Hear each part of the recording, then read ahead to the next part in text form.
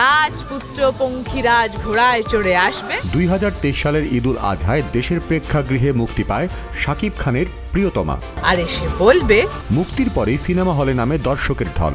তুমি কি আমার প্রিয়তমা হবে? মুক্তির 3 সপ্তাহ পরেও রেকর্ড পরিমাণ টিকিট বিক্রি করেছিল সিনেমা হলগুলো।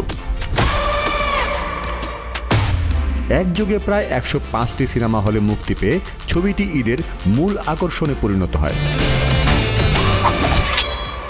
স্টার সিনেপ্লেক্সে টানা 2 মাসের বেশি সময় ধরে চলেছে হিমেল আশরাফের পরিচালিত সিনেমা প্রিয়তমা। কতকাল আসবে? গতকাল কেউ কেমনে আসবে? গ্রাম ও মফস্বলের সিঙ্গেল স্ক্রিনগুলোতে প্রিয়তমা ছিল নিয়মিত হাউসফুল। দর্শকের দীর্ঘ লাইন, অতিরিক্ত শো এবং একাধিক সপ্তাহ ধরে চলা প্রদর্শনী সব মিলিয়ে সিনেমা হল পর্যায়ে ছবিটি ছিল সুপারহিট।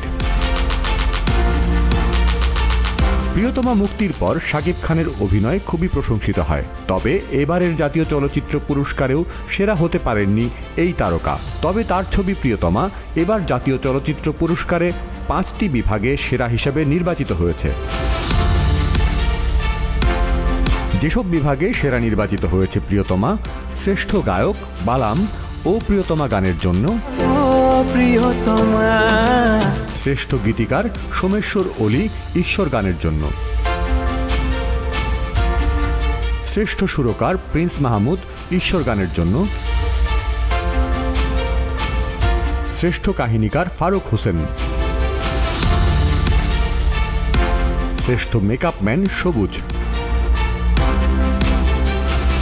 এখনো পর্যন্ত 4 বার জাতীয় চলচ্চিত্র পুরস্কার জিতেছেন শাকিব খান। 5মবারের মতো এই পুরস্কার পেতে অপেক্ষা বাড়ল বাংলা চলচ্চিত্রের এই সময়ের সবচেয়ে জনপ্রিয় এই তারকার।